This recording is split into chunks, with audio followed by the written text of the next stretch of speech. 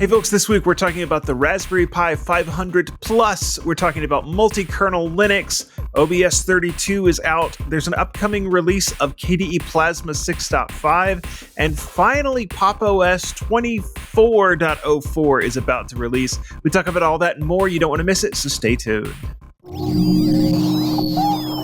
Podcasts you love. From people you trust. This is TWiT. This is the Untitled Linux Show, episode 222, recorded Saturday, September the 27th. That's on me. Hey folks, it is Saturday, and you know what that means. It's time for some Linux. Linux news, hardware, software, open source, the whole gamut. We cover it all here at the Untitled Linux Show. I'm your host, Jonathan Bennett, and I've got the crew, the gang, the group of guys, wonderful and beautiful co-hosts. Well, they are some of those things. We've got Jeff and Rob and Kim. Some of us are some of those things. Yes, a combination of people and things. Yes, that is what we are. We are going to start with some multi-kernel news. And I may know what this is. I'm curious, though, if Rob pulled the same story that I saw. Rob, what is the multi-kernel? Right. So enter the multi-kernel. Like, is this the next big phase of some movie franchise? Well, I'm going to start out by asking everybody, do you all like running the Linux kernel on your computer? Have you ever wanted to run more than one kernel at the same time on your computer? And I don't mean virtual machines either. Oh, okay. I was going to say, I've got a computer sitting right over there that has the Linux kernel and then multiple Linux kernels running in virtual machines. Yeah, we're talking about multiple kernels on one machine. So this week, the Linux kernel mailing list, there appeared a proposal for a multi-kernel architecture. The idea is that multiple independent kernel instances running on the same physical machine, each tied to specific CPU cores, but still sharing the underlying hardware. Kind of like a VM in a way, but it's different. Let me go on. So think of it as kernels living side by side, each minding their own business, but capable of communicating when needed. The patches were announced by Kong Wang of Multi-Kernel Technologies Incorporated, who also shared a blog post at multikernel.io. Wang explained that the multi-kernel approach could offer fault isolation between workloads, stronger security by keeping kernels separate, better resource utilization compared to virtualization, and even the possibility of zero downtime kernel updates using something called kernel handover. So under the hood, the implementation builds on Linux's existing kexec infrastructure to load multiple kernel images and assign them to CPU cores. The potential use cases are pretty exciting. You could run a real-time kernel for latency sensitive tasks right alongside a standard Linux kernel, or even dedicated kernels to specific workloads like security critical applications. Or you can have like the real-time kernel doing this, the regular kernel doing that, something else doing security. It all seems like it could actually be pretty cool. But just when you thought that was the end of the multi-kernel news, ByteDance stepped in with a surprise of their own. They unveiled Parker, what they're calling Parker, their take on running multiple Linux kernels simultaneously, also without virtualization. Parker partitions CPU cores, memory, and devices so that each kernel has its own sandbox. So it's starting to look even more like a VM, but still not quite. So the kernel, the boot kernel starts first and assigns hardware resources. All other kernels called application kernels only interact with their allocated CPUs, memory, and I/O devices. Once running, the kernels don't communicate at all. They're fully isolated. So it's a different approach than the other first multi-kernel. They also see potential in tailoring different kernels for different workloads. Maybe one tuned for throughput, another for latency, each with different configs and compiler optimizations.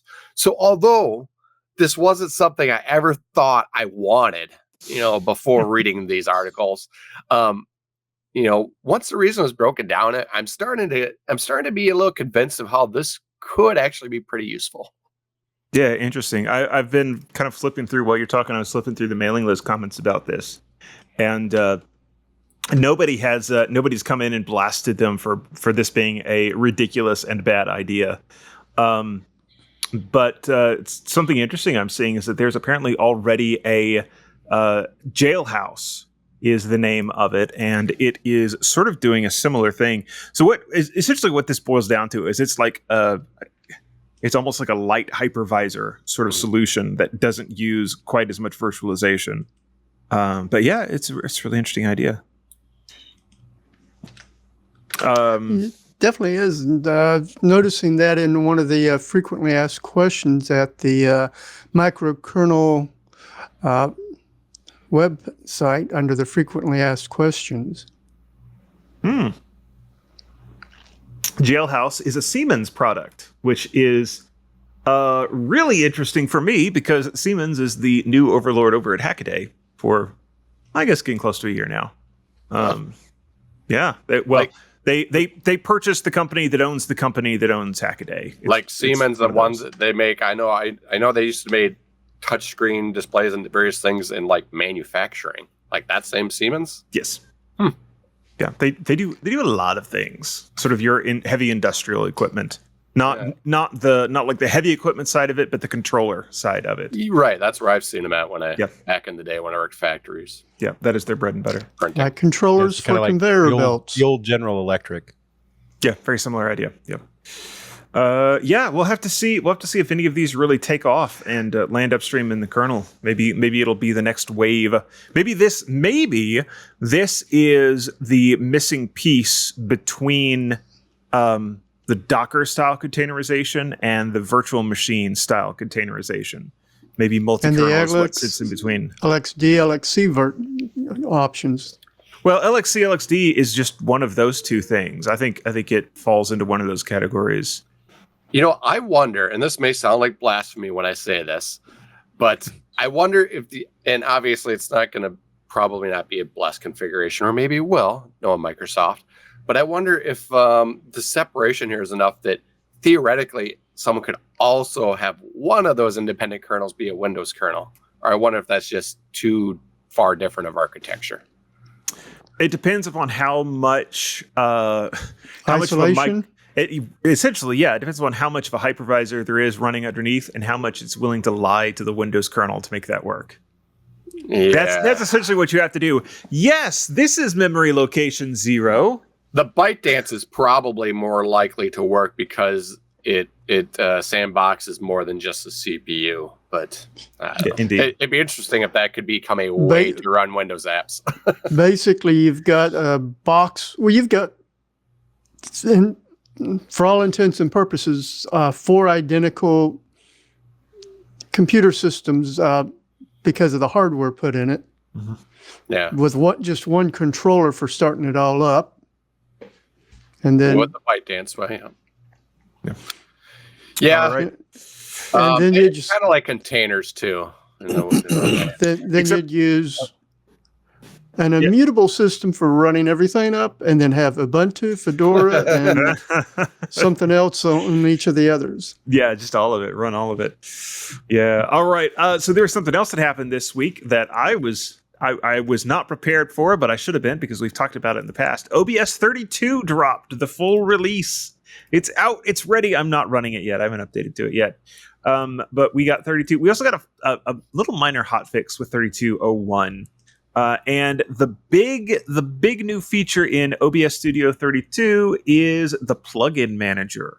And this is going to be pretty interesting for managing your plugins. Imagine that. But for being able to see the list of plugins you have installed, install them on the fly, disable some of them, just have a single place to go to control all of that stuff.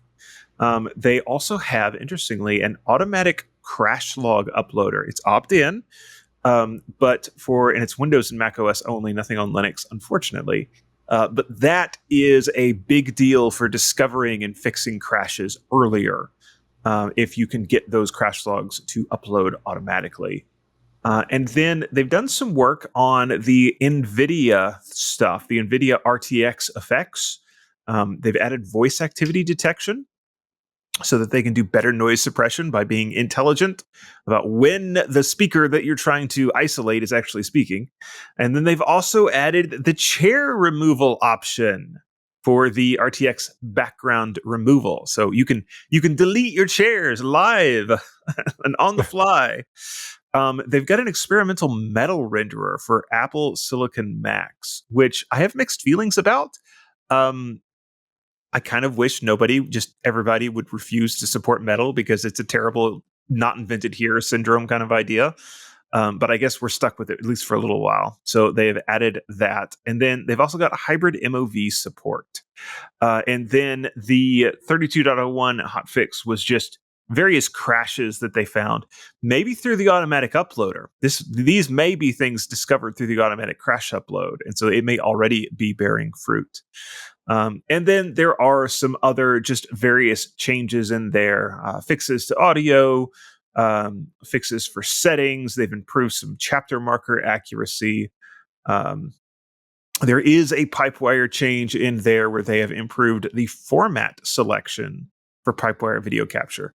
As I said, I've not installed the 32 release yet because I'm really contemplating doing a Fedora install first on this laptop.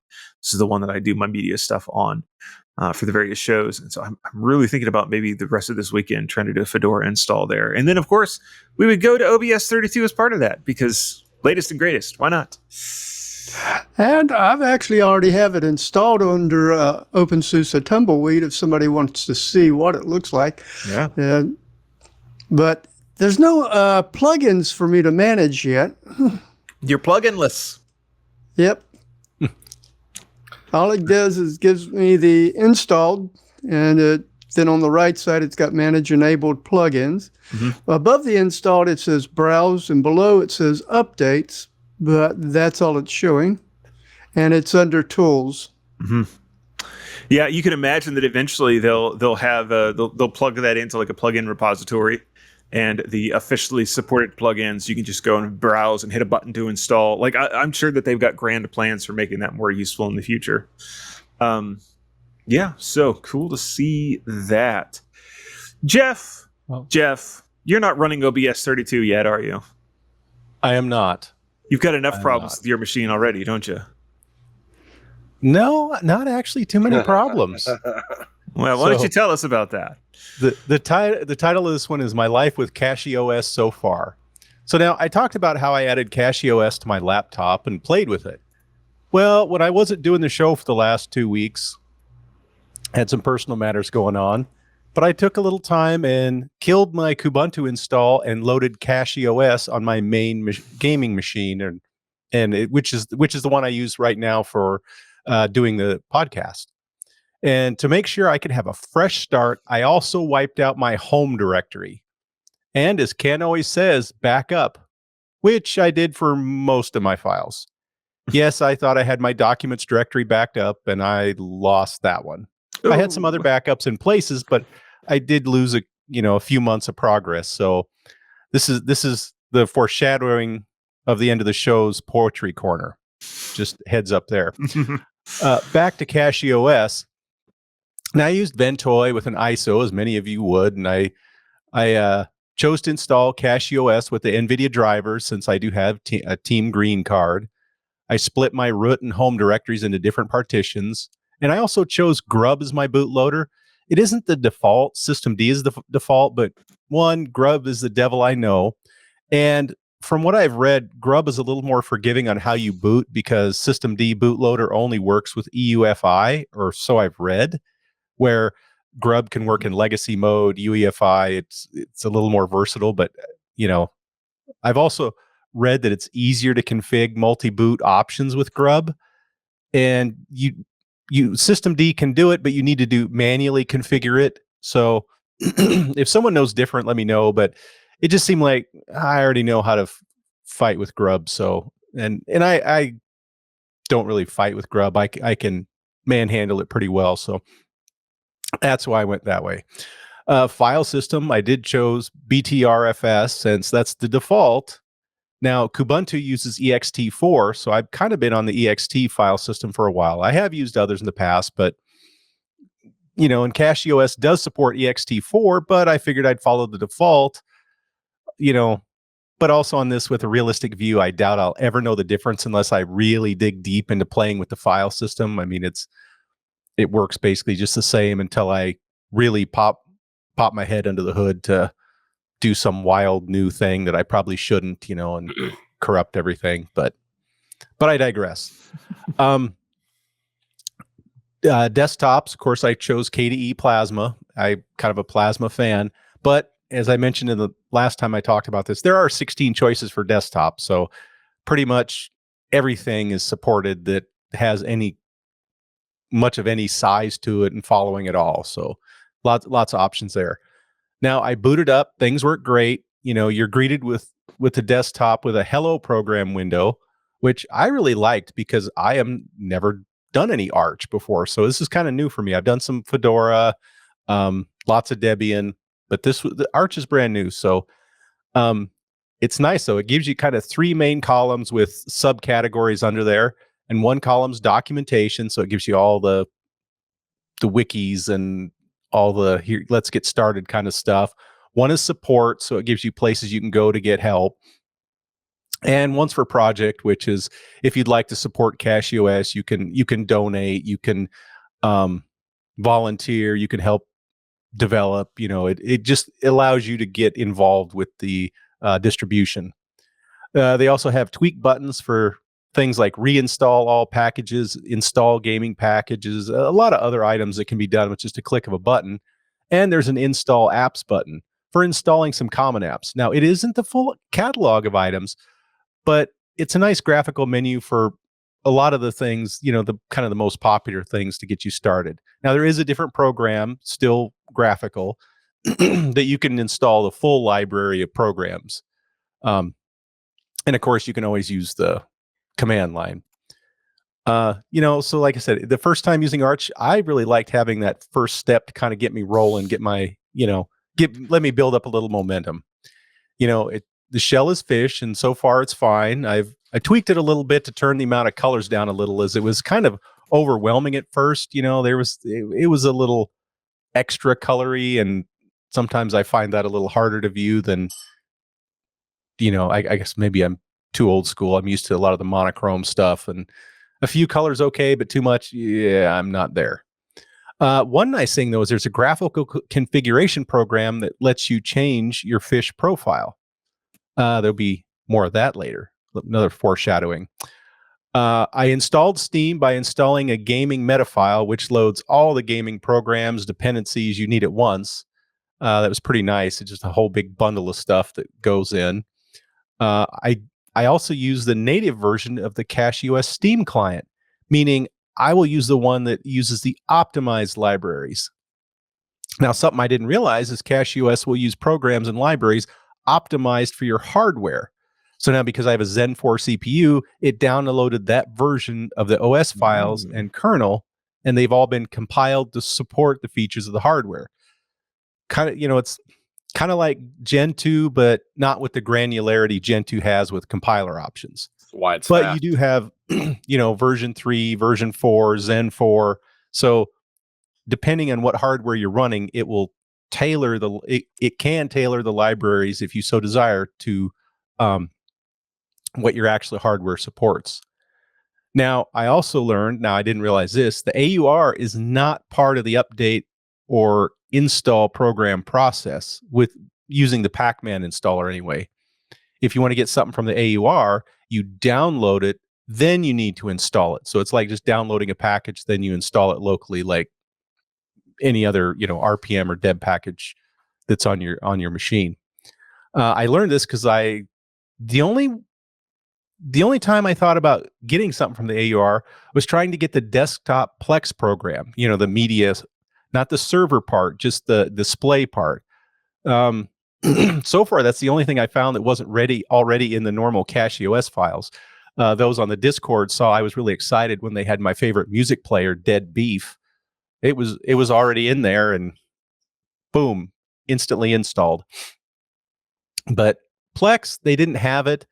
Some of them say that get it from the AUR. Others say the FLAC pack is better because it works better. It's kind of 50-50 on who has luck with it, but I kind of cheated, and I just like, you know what? I can use the web interface because I'm just displaying, so that's what I went with. So I just used the web login, and I was fine with that.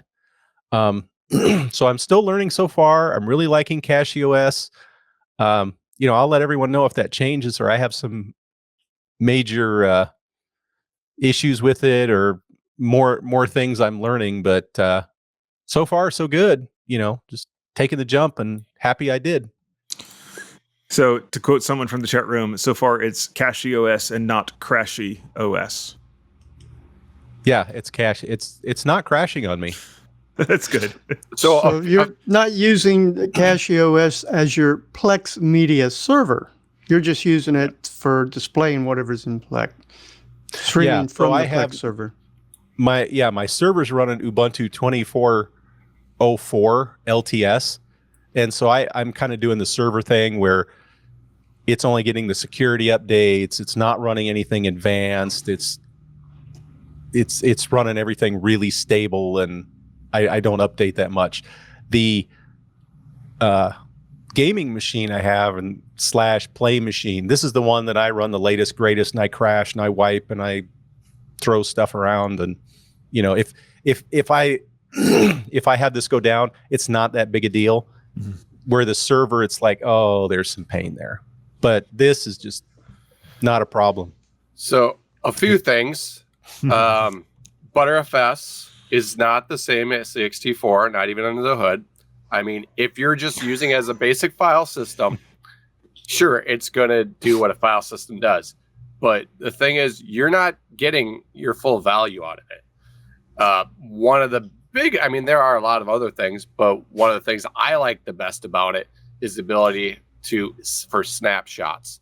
So my recommendation would be an easy way to take advantage of that is to get the application time shift. And time shift, you can do a snapshot. I think it's been a while since I've used it actually, but I think you can configure it to whenever you do an update, it'll do a snapshot first. So then you can really easily roll back.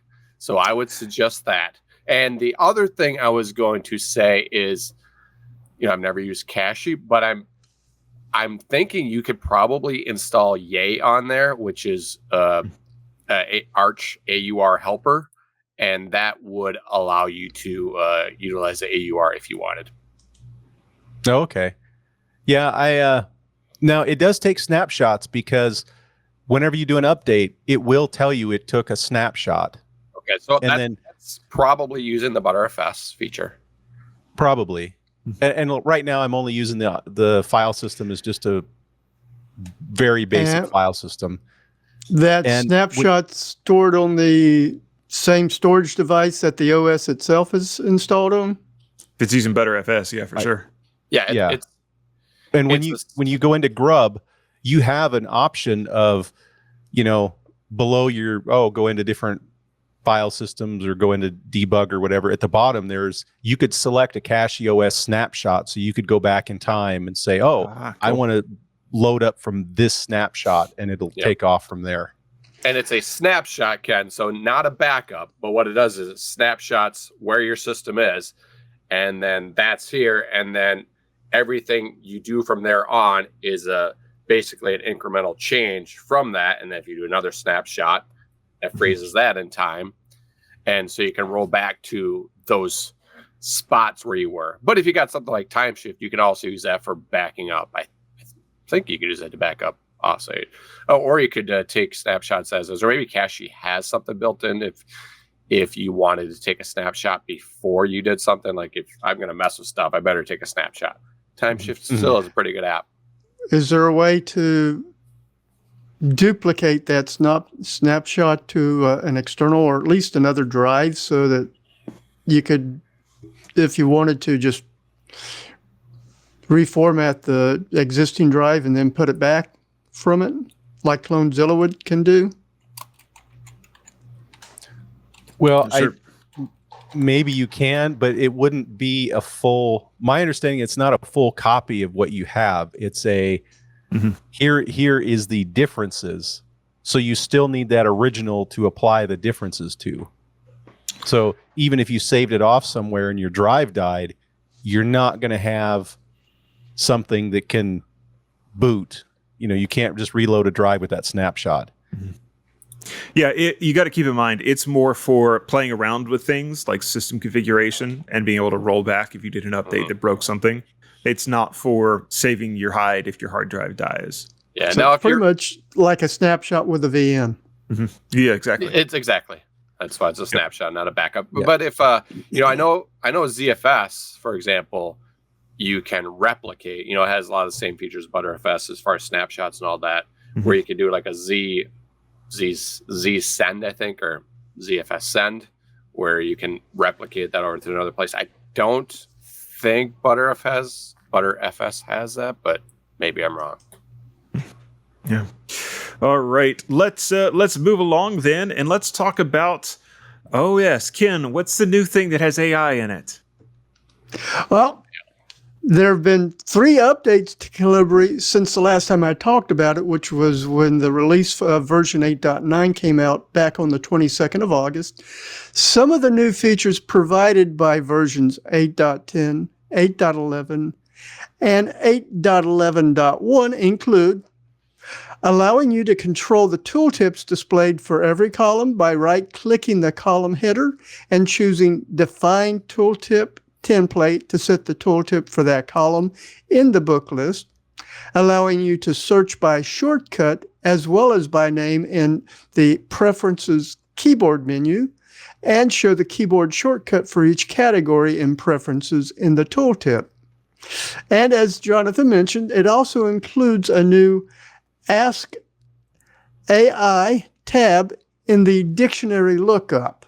In fact, let me go ahead and demonstrate how that works. I'm going to do a dictionary lookup on Dickens. Over here's the dictionary lookup, and it's got a second tab. I don't know if the fonts are big enough for you to read it, but it says Ask AI. And if I click there, it goes with what the selected text is in this case. Gives you quick actions such as define, explain, fix grammar, key points, summarize, or translate. Or I can type a question to the AI below for this to, for example, summarize this book. I don't even have a AI set up for this yet. So I'm wondering why it's giving me those options, because when I first went in, it was saying configure your AI. What happens? What happens if you actually type a question in, or you click on one of the quick actions? That's a good question. AI provider not confined. Not configured. Configure. There you go. That makes Now, the feature does support hundreds of AI models via free providers like Google, OpenRouter, GitHub, or even locally via Olama. Now, there's also several bug fixes that include fixing some regressions that happened with version 8.9 that broke Markdown output, changing voices when the ebook viewer's read aloud engine is set to automatically select, and a regression in 8.11.0 that caused conversion to be broken when metadata contains non-BMP or characters in Windows, which I'm not really worried about myself. Since I've only touched on some of the new features and bug fixes, I do recommend following the links in the show notes if you want more details. Yeah. I am suddenly struck by the need for some sort of e-ink Linux tablet to run Calibre on. I wonder if you can run it on the Pine tab. We've probably talked about this before. I don't know. I've never used it on an actual tablet. I've always run it on my desktop and then connect the tablet to it and use Calibre to download the files of the ebooks I've got on my desktop to the tablet. Yeah, that makes sense. All right. Okay, so Rob, let's talk about Cosmic. We talked a little bit about Cosmic last week. Have you actually tried it? Are you running the Cosmic beta? Is it out of this world yet? It's out of this world. I'm assuming it's out of this world. I have not tried it since it's been in the beta. I've only tried it back when it was alpha. But I don't know. I don't remember talking about it last week. It seems like it's been a while since we've talked about Pop! OS. I think we talked a little bit about Cosmic being on a different distro.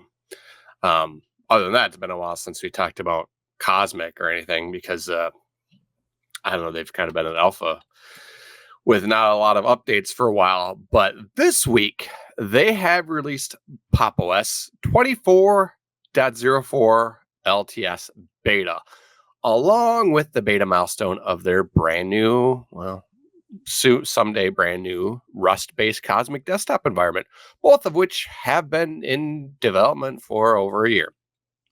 This brings Cosmic out of the alpha phase and into the beta phase. Pop! OS 24.04 beta is based on Ubuntu 24.04 LTS, obviously, powered by the Linux 6.16 kernel, has the Mesa 25.1.5 graphics stack, and the NVIDIA 580 driver series. More importantly, it ships with Cosmic Beta, obviously, which now may be polished enough for early adopters to start thinking about looking at maybe a little more seriously. So, as we've pointed out in the past, but for those who are new to the show, Cosmic isn't just a reskin. It's a full desktop environment built on Wayland. The beta introduces new Cosmic Files file manager with gallery view, instant search, and adaptive layouts. The Cosmic launcher for apps, files, web search, calculator functions, and support for advanced window tiling, workspaces, and theming.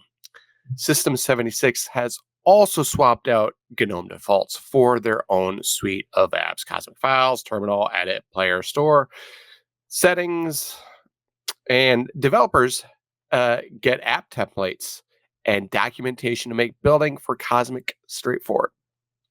So, it's still in beta, getting closer, but still not ready for, regular production, unless you're like Jeff, who apparently is a lot more adventurous these days. But both Pop! OS 24.04 LTS beta and the standalone Cosmic beta are available now at system76.com for those eager to test. And I don't know, personally, I'm starting to get more excited for the Cosmic desktop and maybe a little less excited for Pop! OS. Pop! OS kind of lags behind a little too much for me, but Cosmic being able to run on so many other desktops, that's the part that I think I'm getting more excited for. But I remember, I think it was about a year ago when I was showing off the first, I think that was the first alpha, or is my timing off? Maybe it's 2 years. I think it was last year, though. It was the first alpha. And at that time, I was thinking it was really getting close already, and that they've come a long way in a short time. And with that, I kind of predicted we're going to see a little more by this time. They have come a little bit further this year, and I'm pretty sure, I think at the prediction show that we had, that I predicted the initial release, or maybe I said possibly a release candidate, would be out this year. But this year's kind of winding down, and we're only just getting into the beta now. So I don't know. You guys think this is going to happen? It seems like I saw Carl Ruschel talking about this on Twitter when he thought it was going to come out. I'll have to go see if I can find it. Probably early next year. Yeah, I seem to remember him talking about that the beta stage wasn't that long. For as long as alpha was around, beta wasn't going to be that long, and they were going to kick into a release candidate pretty fast. I want to say I thought it was about the end of the year, first part of the next year was going to be the release candidate. Yeah, well, so they took their time with the alphas to get it right, and so the idea is that the beta is not going to take too long, hopefully. And I think they'll have Pop! OS 2604 by the time they release the full? No. Probably not. Look when Ubuntu 2604 is coming out Probably sometime around April of 2026. next year. That's not that far away. Yeah, but their base Ubuntu is usually lag quite a bit, I think. So I think it'll So be you put think- on 24. 2604 will be an LTS. They're not going to do anything too exciting. Well, Ubuntu won't, but Pop! OS is surely going to try to get support for it. So this is something that that Rob mentioned that's worth talking about. The guys at System 76, all of their engineers, they have put a lot of engineering effort into Cosmic, and it has slowed down Pop! OS significantly as a result. You could see things are lagging. Once they do finally get the full release of Cosmic out, there is a good chance that Pop! OS is going to start churning along back much quicker. So I would not be surprised to see a Pop! OS 2604 come out. Well, let's just say less than a year after Ubuntu 2604 comes out, or at least we shall hope so. I'm going to be optimistic and say definitely by the end of 2026. Yeah, that would be ideal. I feel like even before this, Pop! OS has always been a little bit lagging behind Ubuntu, and Ubuntu's always been lagging behind itself. Well, And I also feel like the people who would update Pop! OS, the distro, those are maintainers. I wouldn't think that's necessarily the same skill set of people that are developing a desktop.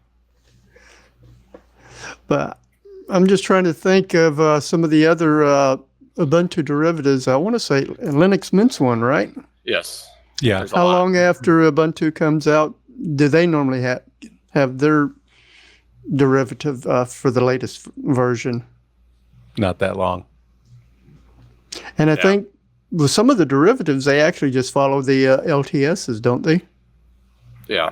So Some fairly do, common. some follow each step. I mean, there's a ton of derivatives off of Ubuntu. Yeah. Hundreds. So Pop! OS 22.04 released April 25th of 22, same month. Okay. So we are way behind as compared to that. And that's primarily because of the work they've been doing on Cosmic. They wanted to ship 2404 with Cosmic, and that has taken quite some time. And they But- did ship 2404 with Cosmic. It looks like they're going to, yes. But they've gotten the work done, right? Like they have the base system in place, and now they can move into sort of incremental updates for Cosmic. I think it's going to be much less of a problem. So And you don't have to Especially- tie it to Ubuntu. CachyOS also has a Cosmic desktop. that's you can true. do Already? it like me. Yeah, if you want to run Cosmic, there are a multitude of options. You do not have to use anything Jeff, Ubuntu derived. will you be running Cosmic before Rob? Probably not. I'm more vested in man, the whole show this today is foreshadowing. I'm more looking forward right now to 6.5 Plasma. We will talk about. In fact, you want to go ahead and talk about that now, Jeff? Yeah, we can definitely Let's do switch that. things around here. Let's talk KDE. We've talked Cosmic. Let's talk KDE. So, and I'm surprised nobody talked about this before because it happened last week, but it's expected KDE Plasma 6.5 is going to be released on October 21st. But if a person would like to test drive before that date and help with the development of 6.5, well, the 6.5 beta, which is just released, is just what you need.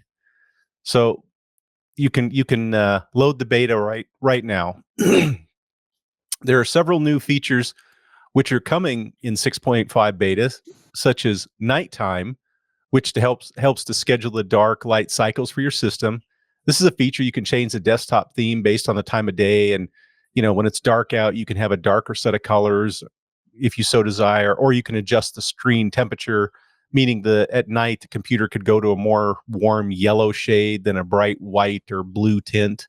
You can you can make it how you want based on the time of day. There's also now support for GPU overlays. And without going into it, the overlay allows for more efficient composting of effects on Windows. Basically, it's taking some of the load off your GPU. There's a call out for a 22-year-old feature request, which they got to, which allows a person to mark an item in the clipboard as a favorite, and it will stay there permanently. And this is great for if you have something that you're always pasting in somewhere. You got maybe some long directory, you got some command or something, whatever. You're pasting something in all the time. Now it can be a favorite, so you just always have it there. It's also now possible to sync clipboards across clients and servers when you're on a remote session, so you can synchronize that and help out a little bit. Windows are now going to have rounded bottom corners by default. Although personally, I'll probably be turning that off, as I'm not a fan of the rounded bubble look that some OSs are going to. I specifically load third-party programs on other OSs that have a lot of rounded corners to square them back up. I like my Tetris stacking nice and neat, and not rounded bits where squares should come together. But I digress. Plasma Discover now also supports Flatpak plus HTTPS URLs. So now it's easier to install a Flatpak app from FlatHub by just pressing the install button. So that's kind of cool. And that's just a few of the things coming. There are a ton more items. And if you take a look at the 2 articles linked in the show notes, you can get a lot more detail and see items which I've left out. And there's links in those articles that go even into more features we're coming into 6.5. So this is going to be a big upgrade. And I didn't even go into all the bug fixing and, things like that, which is going on as well. And a lot of those, it turns into like link trees where, hey, look at this feature. And, oh, yeah, they describe that feature. And then they go, oh, here's 10 other things or 20 other things in here.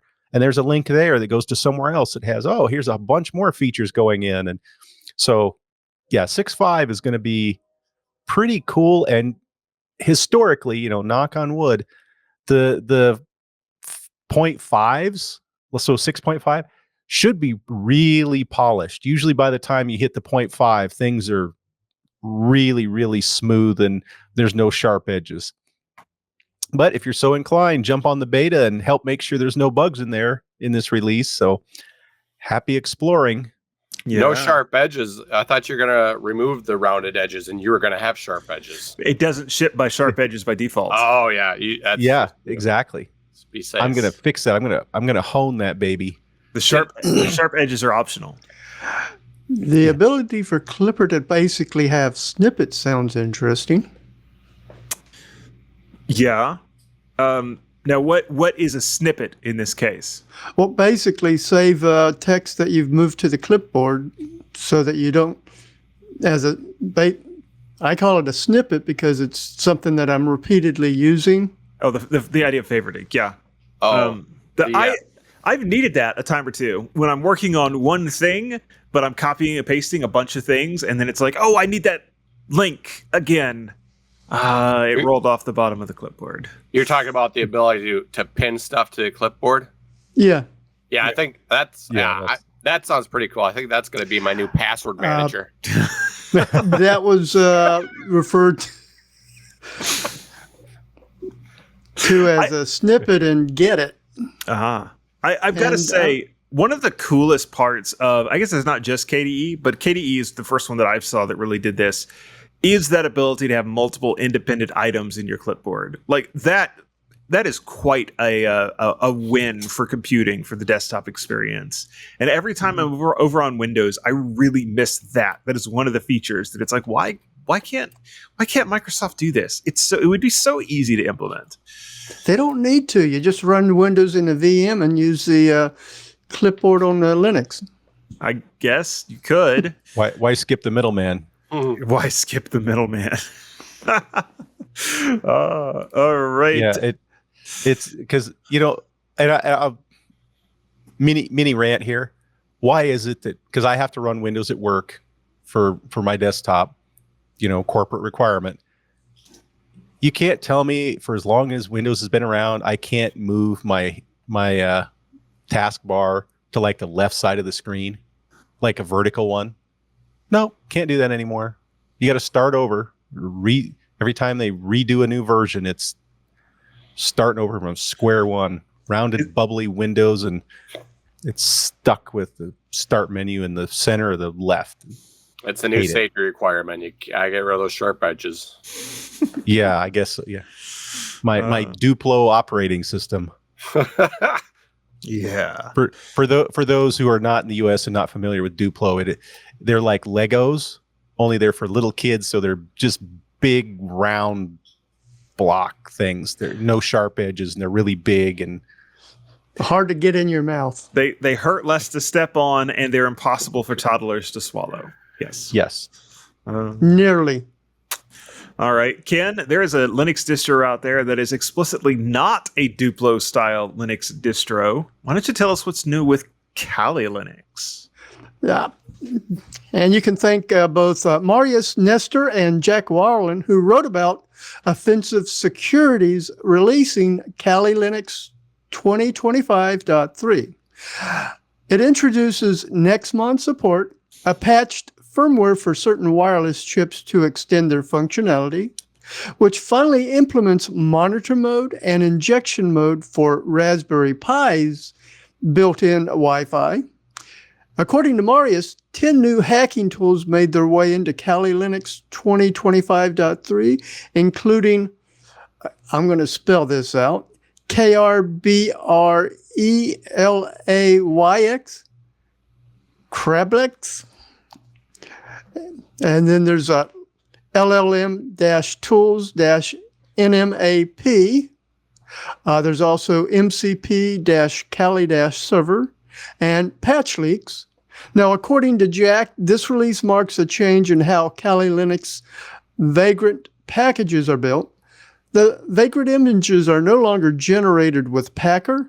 Instead, modifications to the images are now part of the virtual machine build scripts, and those scripts have also been upgraded to the Packer 2.0 standards. Now, I'm leaving out a lot of the interesting stuff that both Marius and Jack included in their articles. So if you do want to find out, for example, what those tools I mentioned do, definitely follow the links in the show notes. And then tell me what the KRBRELAYX is. I'd pronounce it Curb Relay or Curb Relay X. It's kind of a play on Kerberos. I think it talks about it's either Kerberos or Kubernetes. I'm trying to remember. It's Kerberos. It's Kerberos. Yeah. Makes more sense. I'd have to follow the link into the show notes to find out myself. Yeah, I think it's a pretty big deal, though, that Kali Linux has support now for the latest Raspberry Pi's Wi-Fi driver. Yeah, you can make a handy little appliance with it. A security, not a security appliance like a firewall, but a security appliance like for testing. Pen testing. Yeah. So Google's AI says that it's KRB Relax. I'm not sure I believe that. Curb Relax? What, AI can be wrong? What? AI can be wrong. Yes, it can. And in my next story, I'm going to tell you how. Yeah. I didn't even mean to pull a Ken. Just comes naturally. Oh, yeah. Are we there? We are there, aren't we? Are we there? Are we there yet? An accidental segue. Oh. Well, accidental segue. Who am I to say no? Take it away, Rob. All right. So I know that I am often the one on the panel that's praising the benefits of AI and how useful it can be. And I still stand behind that sentiment. But this week, I want to tell you a tale, a warning to you to be careful before running code that you haven't thoroughly reviewed. Indeed. You know, I typically do look over the code, and even the code I had issues with this week, I skimmed it. I skimmed the code, and I didn't see any errors. because I didn't necessarily know what some things were, but I'm like, yeah, looks good. So, and I've been sharing with everyone on the show about all the fun I've been having with Ansible and to help me learn and create playbooks faster, I've been using AI, ChatGPT more specifically. Well, everything has been working great. So I got a little complacent. And, this story isn't exactly a Linux story, but it ties into many of the Linuxy things I have been sharing lately with Ansible specifically. So I think I shared with you all how I started to create Ansible playbooks to do to take backups of my local Proxmox VMs and then run updates after that on those VMs. And that worked great when I went through ChatGPT. I think maybe I got some errors. But I'm like, hey, I got this error, and then it fixed it. Didn't do anything too horrendous. But so what went wrong this week? Well, I wanted to create the same kind of playbook for my cloud virtual private servers, up there in the cloud. I'm not going to name a place, but I wanted a playbook to take a snapshot with the popular VPS provider I use, and then run updates on my servers. So I asked GPT, how do you do this? Make me a playbook. ChatGPT told me the correct Ansible collection to install that would work with my cloud provider. It was right about that, and how to get the API token key that I needed, and then it also provided a playbook for me. I skimmed the playbook, and it had first it had a section. It said to power down the VM, and then it had a state setting of absent. Then a section to take a snapshot. It said by setting the state to present. Then a section to power the VM back on by setting the state to active. So state absent, state present, state active. Well, without reading the documentation, I didn't really know what these states did. The collection that it follows. But if you listen closely and paid more attention than I did, you may have noticed the first one seems a little bit off. It set the state to absent, which, I guess it kind of, when I looked, I'm like, yeah, absent, that's probably powering it off. If it says it is, right? Well, when I ran the playbook, I got an error. Some of them fail. I'm like, oh, what the heck? So I went to go look at my servers, or I went to go look at a few things. And my virtual machines were gone. I was going to go in there. I'm like, let me do a snapshot and figure out what's going on here. I'm like, wait, I have no virtual machines. What the heck? So you can probably guess what happened. Turns out absent really means absent. Yes. So I thought I would scold GPT by responding with, the playbook deleted my VM, ! And ChatGPT very kindly replied, oh no, I'm really sorry. That's on me. In the playbook I gave you, I used the state absent to power off the droplet in Ansible. And in the API, absent means delete it, not shut it down. That's why it was removed. And then it proceeded to provide me, how to recover. It may not be recoverable. You may need to call your provider and see if they have a way to restore it. And then they also provided me a new playbook, which I have not confirmed yet. I haven't had the guts to test it. I'm going to do a little more reading this time. It also provided some guardrails. I mean, it told me, it's like, hey, we're doing this. We're not going to run absent anymore. I'm like, great. I'm going to see what else. I don't know what else you could do that was dumb. So fortunately for me, I have good recent backups. So I was able to recover. They were a little delayed because I only have it set to do weekly. So fortunately, the stuff doesn't change too much. I should have backed it up right before I did the test. That's the other thing I should have did, which I didn't. But the couple day old was acceptable, as the stuff doesn't really update too much. I hadn't heard any complaints of anyone saying that things were missing from rolling back a couple days. I know most people do not update them. One thing I did have to do, because I had to change some DNS, because the VMs were created as backups. My VMs were gone, so I had to create brand new VMs from the backups, which gave me a new IP. But it took me about 30 minutes of downtime, and I was able to get all the DNS, and everything was up and running again. So the moral of the story is just don't blindly trust AI. Make sure you know what it's doing, unless you're really sandboxing. You can test it out, I guess, without fear. But don't test on live production, and always have a good backup. That's the other one. So, folks, stick around to the end of the show, and you'll be able to find out how you can hire Rob as the sysadmin for your corporation. And take a snapshot or backup right before doing any risky things, and be ready before anything goes wrong. Now, hold on. I gotta defend myself there. I don't do this stuff. I don't do things like that at work. This is my own little. These are my own lab private. It's a little more than a lab. It's more like a side gig with a testing and production. Oh, I'm like, hey, it's gonna work. What could you mess up taking a snapshot? That's all I had to do. I didn't have it doing the updates yet either, because I already had a playbook to do the updates. It's like, how can you mess up a snapshot? Well, there you go.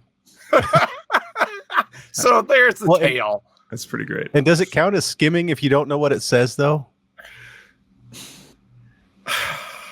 And if it's a virtual machine, was it ever really there in the first place? I understood the English words that were in front of me, just not their meaning.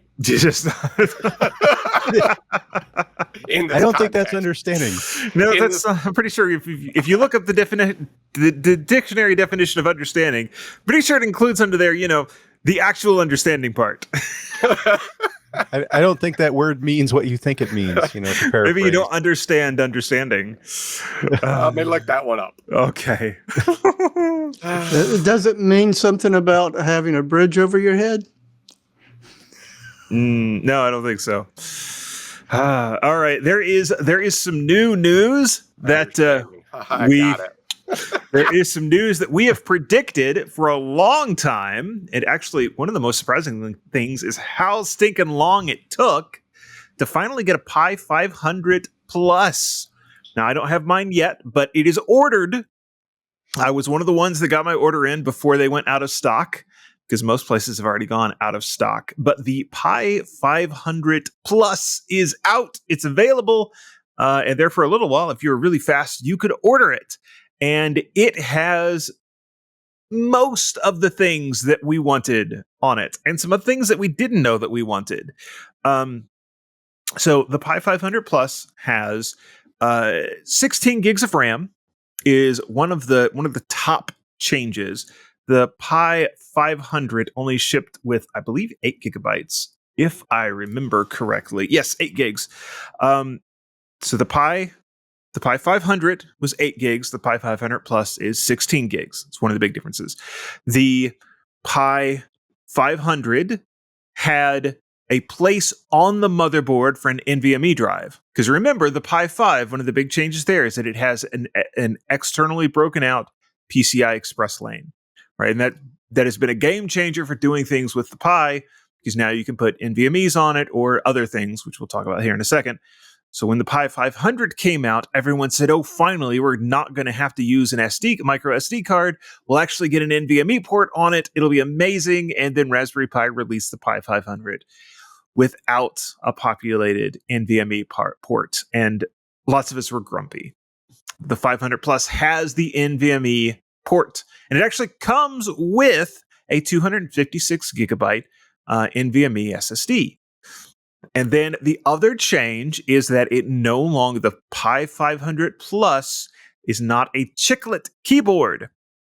It actually has a decent, I believe they are blue. What's the brand name? Gatoron KS33 blue switches with RGB.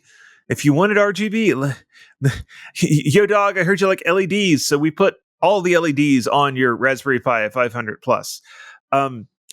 And so these are the three big changes. Now, there were a couple of other things I would have loved to see that, as far as I know, are not on there yet.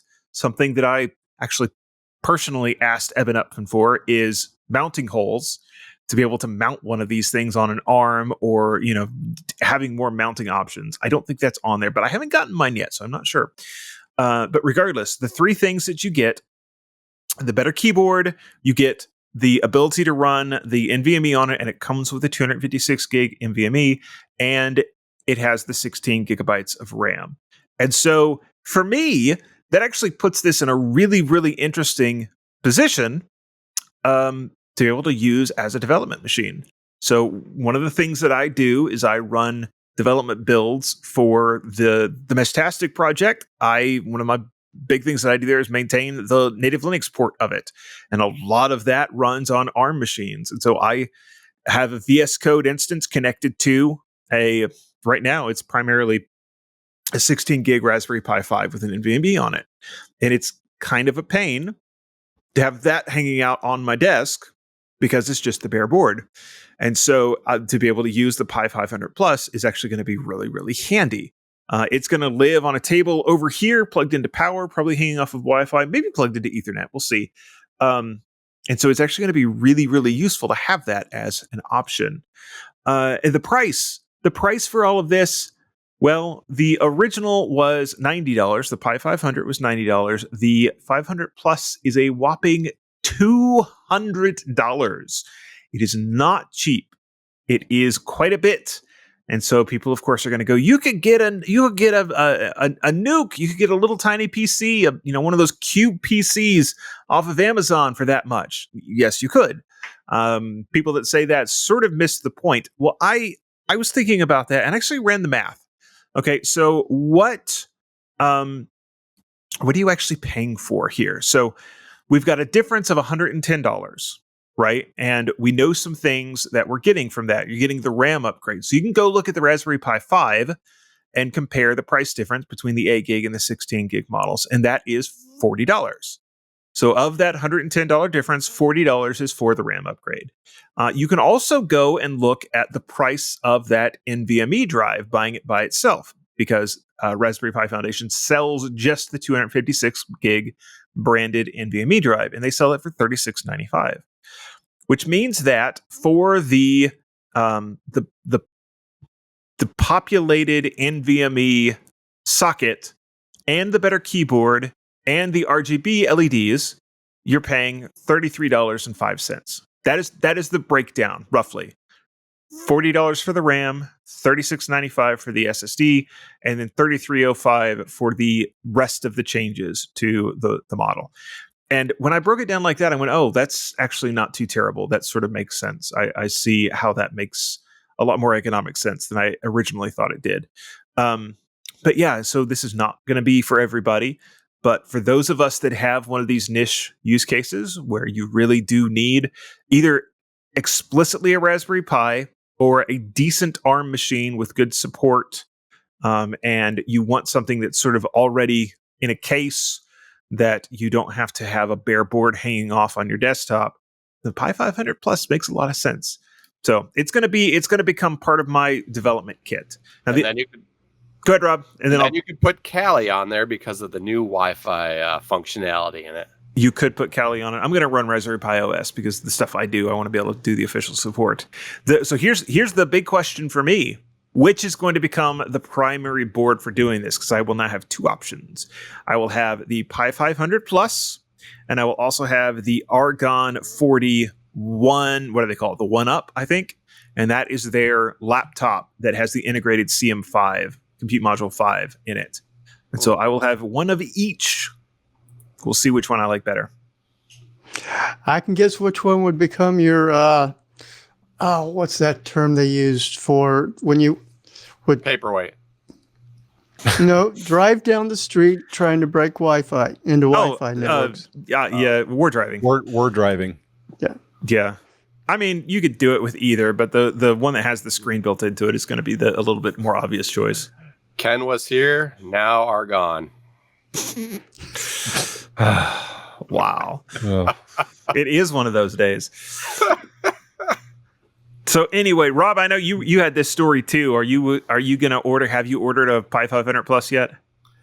No, I hadn't had a chance to look at it too deeply until before handing it off to you to take. But right now, I understand the value in it, but the $200 is more than it's a bit spend right now. Yeah, it's a bit. You do have to kind of keep in mind when you think about the amount you're paying for it. Obviously, you get the stuff, right? But the upgraded RAM and the NVMe. The other thing is, if you buy a Pi 5 and you want to run an NVMe, well, you've also got to buy the hat to be able to do an NVMe. So like it's not as terrible of a deal as it sounds like it is. And I don't need it. So, and I was just looking, and it looks like they've got a M2 Hat Plus compact for only $15 now. That is a new thing that Raspberry Pi has come out with. Yes. Throw in the 1 terabyte Raspberry Pi SSD and $85. Yep. Yeah. When it comes for the to Raspberry Pi I already have. When it comes to things I don't need, if it's $100, I can fairly easily, without feeling too uncomfortable, just waste money on it. I know that's only 2 of those things I waste money on under $100, but it's still, when it's at one time, it's like, yeah, I think a little first. I'm like, I really don't need this. But when it's under $100, I'm like, I don't care if I need it or not. It looks cool. In that case, Rob, my birthday's coming up. I could use into Hat Plus with the 1 terabyte Raspberry Pi SSD in it. No, I think you missed the point where he's okay with spending that money on himself. No, I didn't miss it. I was going to say though, Ken, if you come up and visit, I'll buy it, and you said to come and get it. Yeah. So I mean, I will. A challenge. I will legitimately use this though. Like I already use VS Code with the Pi 500, and just VS Code on 8 gigabytes of RAM is not a great experience. So, and on an SD card is also not a great experience. So both of those together, it leaves a little bit to be desired. So I will absolutely use the 500 Plus for development work. So that made it a little bit easier to justify the cost. So, all right. So, the only question I've got before we move on, will there be a 32 gigabyte version in the future? I don't think there's a 32 gig Pi 5 at this point, is there?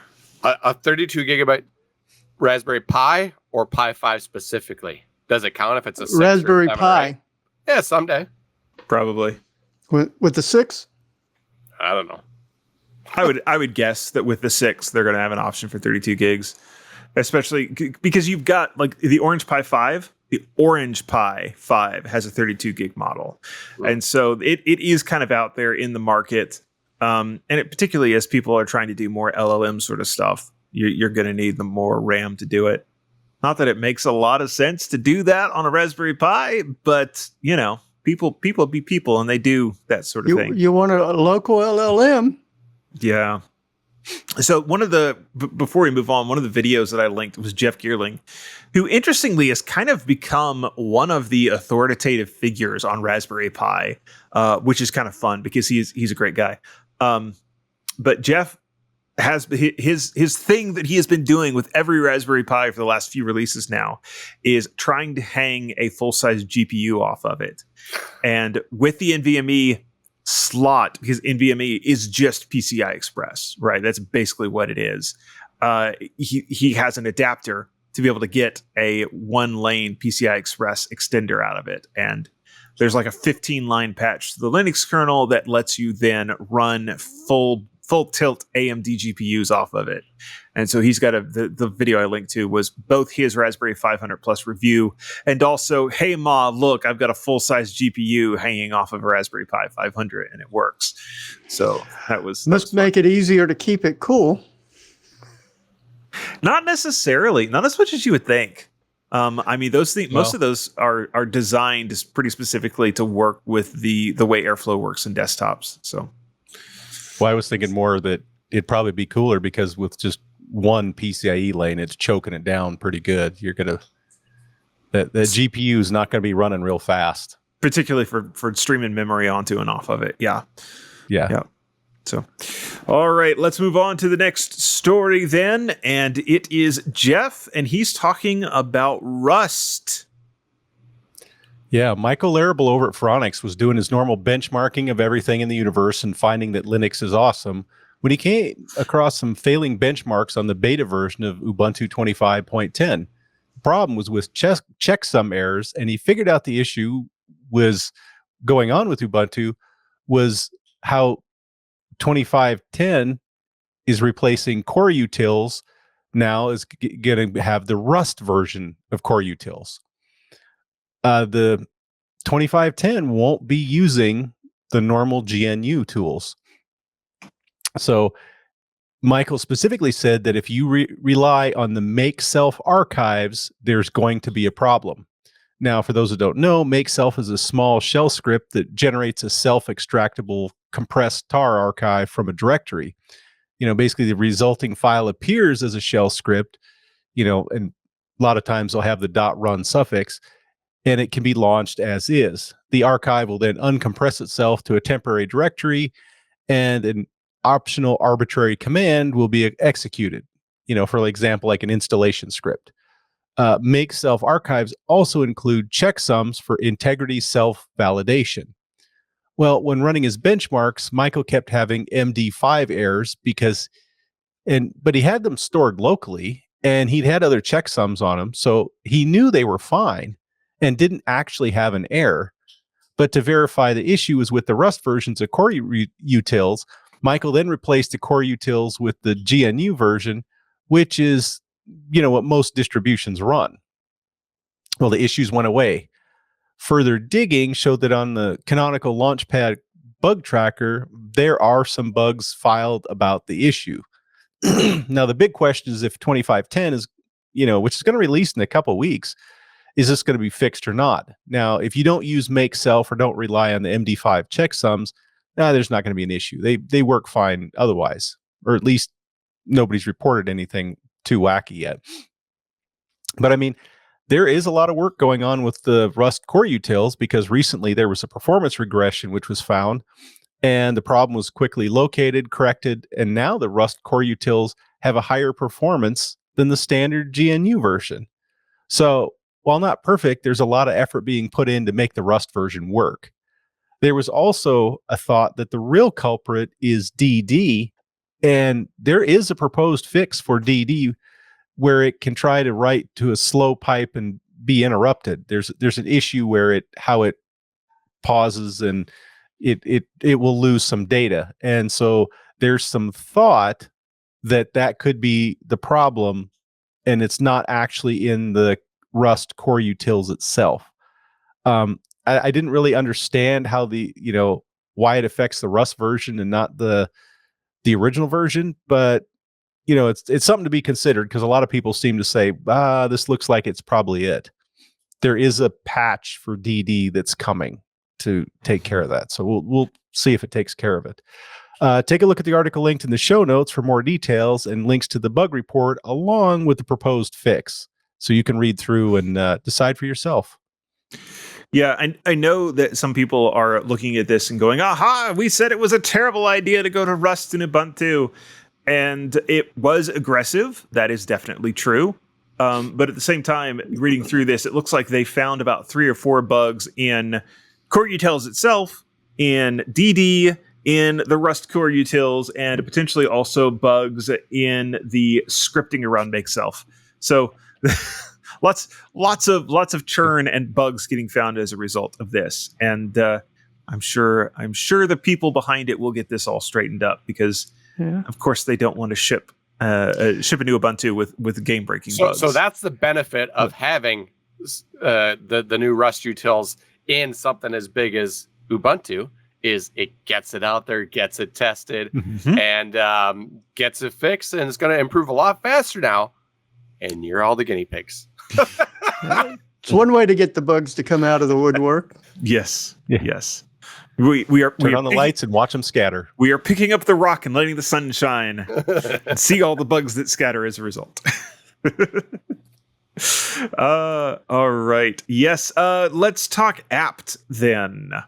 The other thing coming in Ubuntu is this new version of apt coming in Ubuntu 25.10? This is actually about a proposed merge that both Abhishek and Michael Lerbel wrote about. The proposed merge request is for the apt command. According to Michael, Ubuntu developer and Canonical employee Simon Johnson has been working on this apt history support for the upstream code to benefit both Debian and Ubuntu. So it's not just coming to Ubuntu. Simon submitted the merge request 1 week ago, actually 1 week ago yesterday. This merge will introduce history log parsing and the history command. Now, instead of having to parse package history log files manually by piping dpackage lists through grep, I'm sure, Jonathan, you've had to do that, or Jeff, you've probably done it a time or two. You will have two commands. Apt's history-list will list all transactions in the history log, and then you'll have apt's history-info, which will list detailed info on a specific transaction. Now, according to Abhishek, with the dedicated subcommands in apt, there will no longer be a need to create combinations of commands like I was just talking about and look through the log files just to know what and when a package change happened, making, and Jonathan, I'm sure you'll agree with this, assisted system administrators' life easier when looking for when a particular package was installed or removed and what happened during that package transaction. Now, in addition to links to Abhishek and Michael's stories, I also have a link to the merge request itself that was actually accepted by Julian Andres Claude yesterday. So this is not going to be in the upcoming Ubuntu release. It's going to be a release or two in the future because this is all with apt 3.0. Probably apt 3.0, yeah. Yes. Well, it just goes to show apt is making progress on trying to catch up to what DNF and Yum have had for a decade now. And this way, we won't need null anymore as a front end. Ah, true. Because that's currently how I'm doing the history options. Makes sense. Makes sense. All right, very cool. Let's get into some tips, not chips. We're not going to eat chips. Maybe after the show we'll go have chips. But for right now, we're going to do command line. It's not tips. made from silicone. Probably not. Not going to eat those. So Rob has not learned his lesson. So what I'm going to do is I'm going to show you how you can use AI within GNOME. Let's hope it doesn't delete anything off your desktop. Oh, Yes. So let's never see how learns. let's see how this works out. So on GNOME, there is a extension for ChatGPT. It's not in the normal extension place. You can find it on GitHub, and then you install using their method that downloads and or clones it and makes installs. So anyway, what it does is it's real simple. You just put this, and when I enable it, just put this little ChatGPT icon up here in my my bar here, my system tray.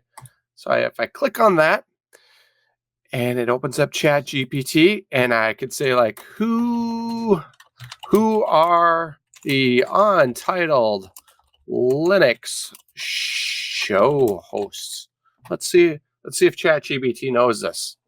Oh, this will be interesting. And Me. Yep, me and the three guys. It does know. And that's all I got to show for you today. But if you want to install it yourself, go to the show notes and I'll take you to GitHub and you can follow the directions. And it's pretty easy. Can you ask it to show you a picture of us? Can Can you do pictures in there? Can you show us a picture of them. Searching the web. Bum, Let's bum, find out. bum, bum, bum. Hey, it did actually pull pictures of us. Yeah. Very cool. Nice. I like it. That is handy. Can you use it to summarize what a Yes. script or program's doing from the sort by having it analyze the source code? I'm quite sure that's one of the easier things it can do. Yeah, so it'll do anything that ChatGPT will do. I was mainly interested in the I'm going to say you can use the free version. I'm actually logged in here, so because I do have a paid version, which I mentioned a few episodes ago. Flow Connect in chat wants to know how many forests did Rob just kill? It's okay. It's not very many for just one request. One request is not that bad. It's just, all 7 billion of us making requests at once. That's when you really get the problems. So how much water's left for the rest of us, Rob? He only used a couple of drops. All right. I've got a command line tip, and it's a bit different. I'm going to talk about Bandit. And this is Bandit from Over the Wire. And it's a game, sort of. It's a hacking simulator, sort of. Let's take a look at it real quick. This should be fun. So this is what you get when you go to the website, Bandit Level 0. And it's letting you know that it's I think it's 100 levels of a game, right? But it's a Linux system administration game. And it's a hacking game at the same time. Okay, so level 0 is connecting to it. The goal of this level is to log into the game using SSH. And so what you do is you actually log in over SSH. So let's take a look at this. See if I can actually get Pop! OS to cooperate with me here. So we know we want to SSH into bandit.labs.overthewire.org. But of course, this is not going to work. It says the username is bandit0 and the password is bandit0. Yes, we will. Wasn't reading. That's not how you use SSH. That's not how you use SSH. That's right. And you also notice that trying to log into it tells you right here. You're trying to log into this SSH server on port 22, which is not intended. Use the port mentioned. Okay, so you have to go figure out, all right, well, we need to use a different username and a different port. So we'll say bandit0 at, and then we also want port, and I never can remember if this is a lowercase p or a capital P, but it's 2220. Let's see. Will this let us in? Yeah, this looks good. Bandit0's password is bandit0. And I'm in. It's giving me some tips. And then we can go over to the website and we can say, all right, now tell me about going from level 0 to level 1. And let me swap my screen share back to the website. Maybe. Nope. We can see the website. Oh, you can see the website. Oh, okay. It's just not rendering for me. Well, that's fine. Linux, tell you what. The password for the next level is stored in a file called README. It's located in the home directory. Use this password to log into Bandit1 using SSH. And whenever you find a password for a level, use SSH on port 2220 to log into that level and continue the game. And so it is a game where you are trying to move through these levels by learning, first off, simple Linux system administration. So we can swap back over. This one is super simple, so I will just show you the sort of thing that we're going to do. Come back up. Share, right. And so we're SSH'd in to level 0, right? And it says that there is a README file. Hey, look, with an ls, there's README. Well, what's in the README file? I'm going to use cat to get it out. Congratulations on your first steps into the Bandit game, blah, blah, blah, blah, blah. The password you are looking for is what looks like a SHA or an MD5 hash, all right?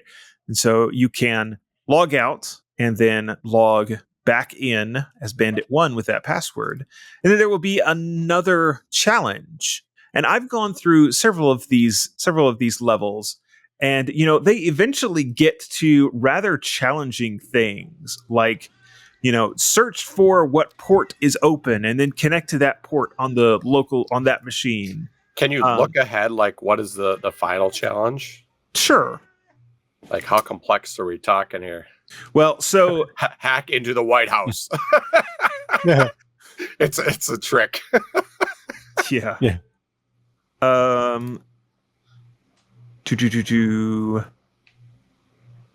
Let's see. It gets to be sort of minimal instructions too. But there. So this one says there's a Git repository at.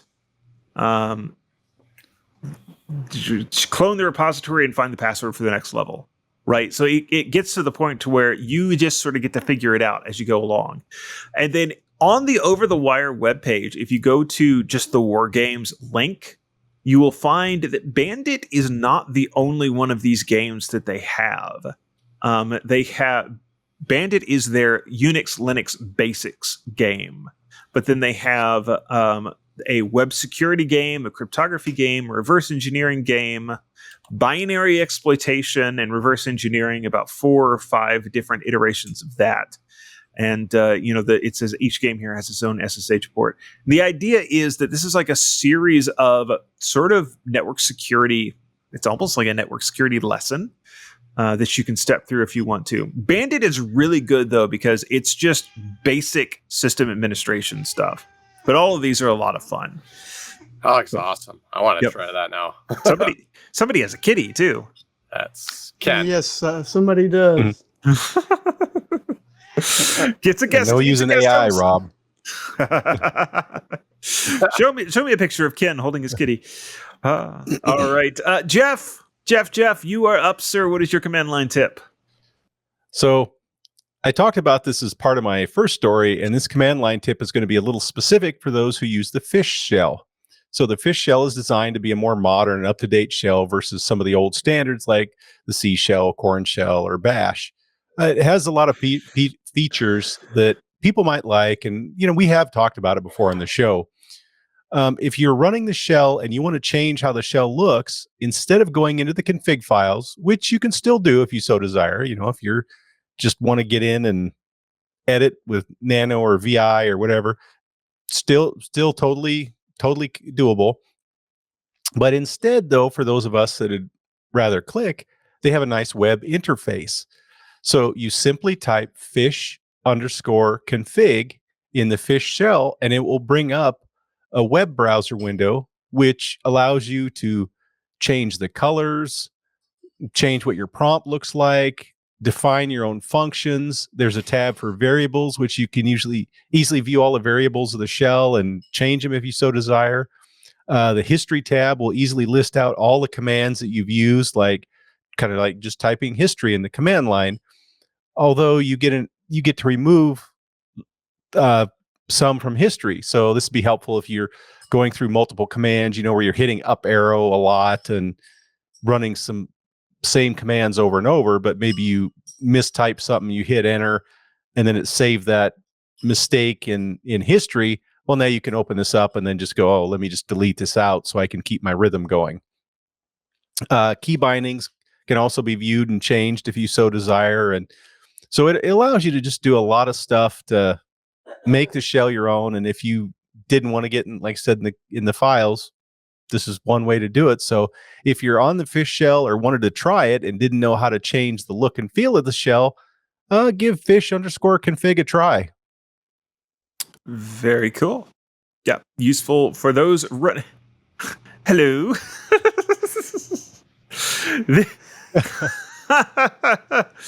All right. Up next is Ken, and this segment of the show brought to you by, what's the kitty's name? That's Zoe. Zoe. This segment brought to you by Zoe.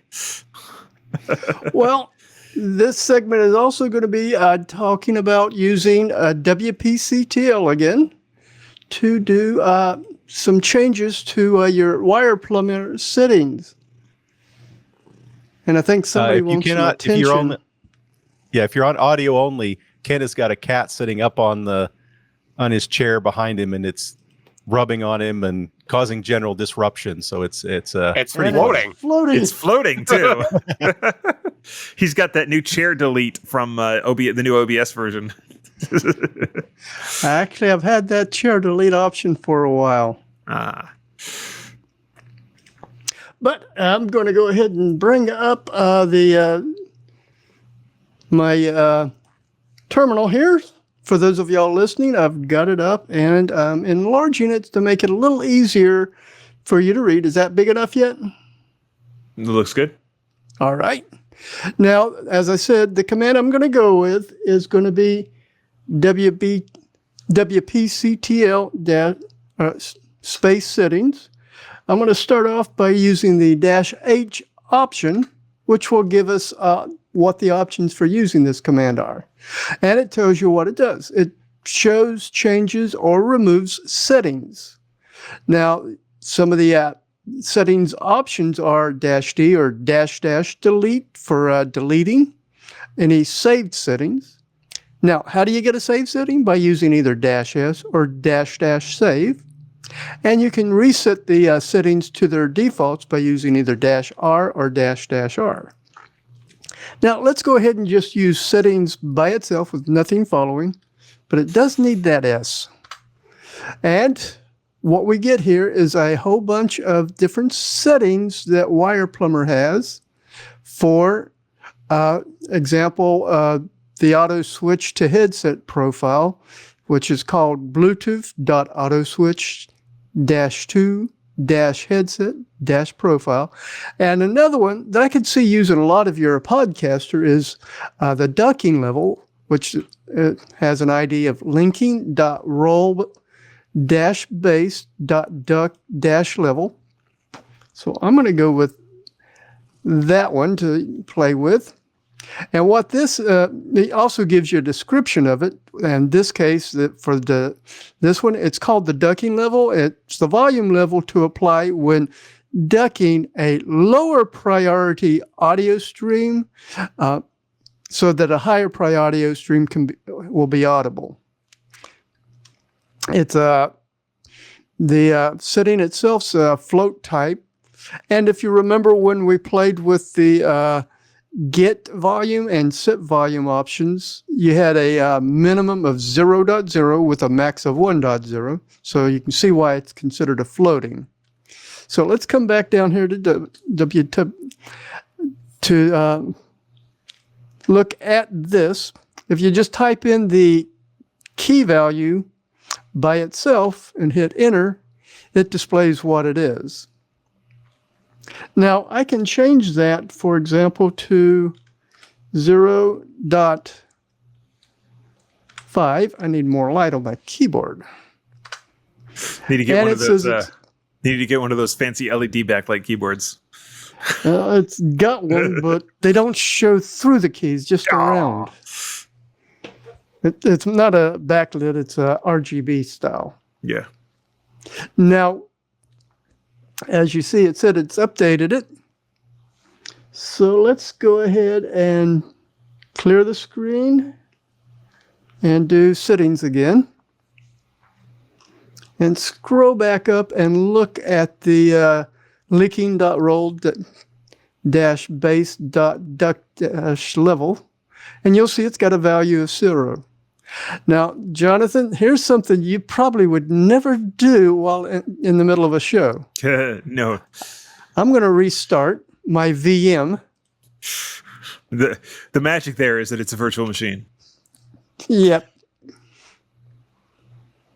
And we're waiting for it to boot up. Somebody cue the Jeopardy music. Yeah, Rob, you don't have the music queued up for me? Ken, I think you're the only one that has an actual soundboard. I'll get one. Okay, so let's go ahead and expand that back up. I'm going the wrong way, aren't I? There, let's see. I think that's about right.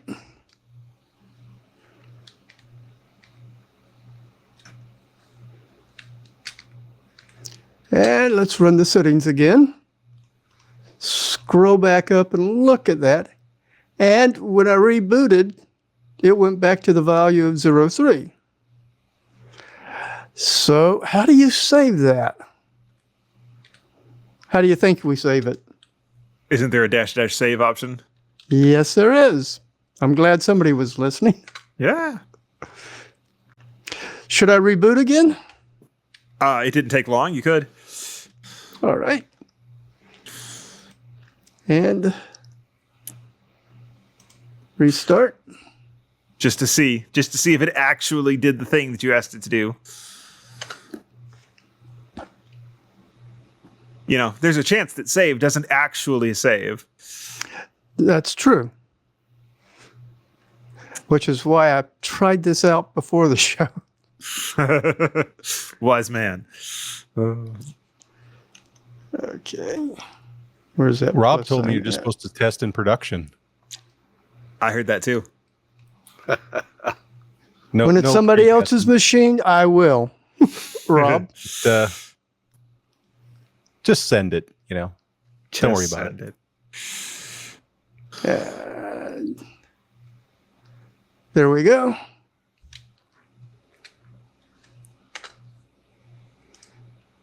I don't want to right click. And Yeah. it did save it. Default And it .3 even says it was saved. value .5. Nice. Now here's what's really nice is you can actually go in. If you find that's not right, you can try another setting.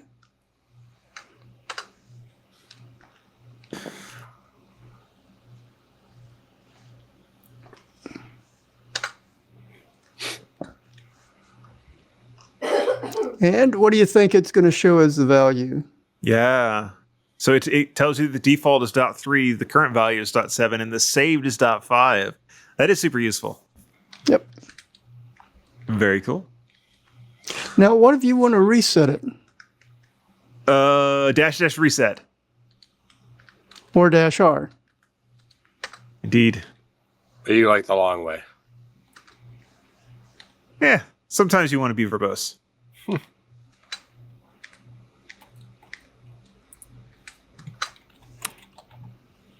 Now, when you reset it, does it? It resets to the default. But it leaves the saved value there. Huh. Interesting. So what's it going to, if I reboot, what will it come up to? I'm guessing .5. Let's find out. Only one way to know for sure. That's true. And if it comes back to .5, there's then the question of, is that intended behavior or did we just find a bug?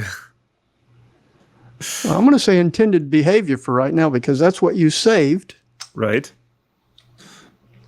And you probably can't read that. I cannot. So let's go down to where There you go. I find 29 is a good one to go with. Mm-hmm. And we'll scroll back up. And it did go back to 5. Yup. So when you have a save setting, it does that. Now, if you want to get rid of that save setting, what command did I say to use? I don't remember. -D or --delete. Aha. Let's clear that.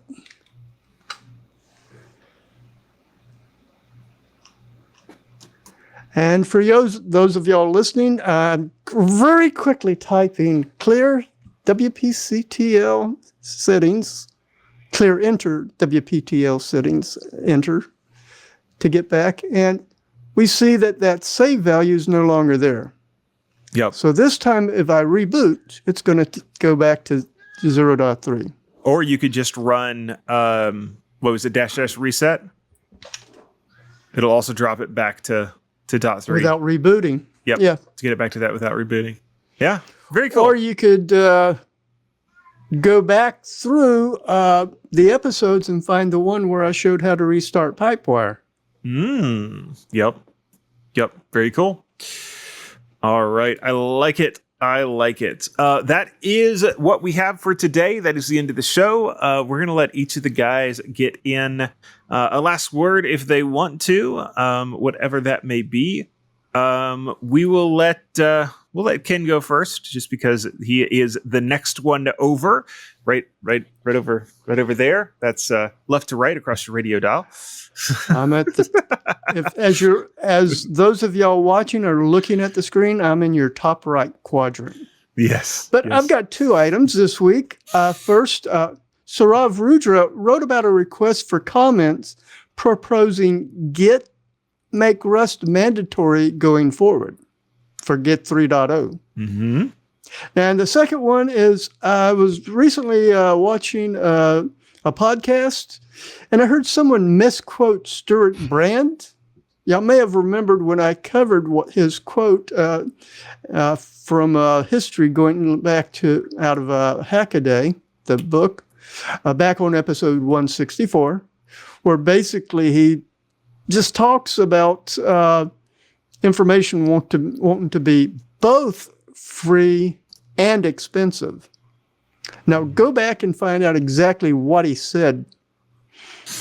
Maybe not quite what you think it is, huh? Well, there's a bit of what we've been saying about information wanting to be free. But you got to remember, information's valuable. Indeed. I think I like Steve Gibson's take on that. Information wants to be free and code wants to be wrong. It was one of the early security nows that they coined that. All right. Jeff, what do you have for us? Like I said, I lost a little bit of poetry and whatnot, but I had some backups, not just as recent as I hoped, because I had an oversight. So hopefully in the coming weeks, you don't hear any repeats, but I can't promise anything. But this week, it's project completion draws near, due by the end of the year. The servers are old. Update them, I'm told. I'd rather go drink a beer. Have a great week, everybody. I like it. And Rob. All right. For those who want more of me, you can come find me, robertpcampbell.com. That's my website. And on there are links to my LinkedIn, my Blue Sky. No, it's my Twitter, my Blue Sky, my Mastodon, and a place to donate some copies to just to say thanks for what I do. Absolutely. All right. I appreciate the guys being here. Thank you so much. And we sure appreciate everybody else being here as well, those that watch and listen. If you are a watcher or a listener and you are not part of it, you should really think about Club TWiT. There's the QR code to scan to join the club. It's not much more than the price of a cup of coffee per month, and it gets you ad-free access to shows, gets you on the Discord, all kinds of other fun stuff. You should think about it. We do appreciate those that are there. If you want to find more of me, there is Hackaday. That is Hackaday, I promise. It's just scrolled down because something caught my attention right before the show. But you can find my stuff over there. That's where Floss Weekly is at, and also where my security column goes live every Friday morning. And would be glad to have you jump in and check that out. We appreciate, again, those that watch, those that listen, those that get us live and on the download. And we'll be back next week on the Untitled Linux Show. No matter how much spare time you have, TWiT.tv has the perfect tech news format for your schedule. Stay up to date with everything happening in tech and get tech news your way with TWiT.tv. Start your week with This Week in Tech for an in-depth, comprehensive dive into the top stories every week. And for a midweek boost, Tech News Weekly brings you concise, quick updates with the journalists breaking the news. Whether you need just the nuts and bolts or want the full analysis, stay informed with TWiT.tv's perfect pairing of tech news programs.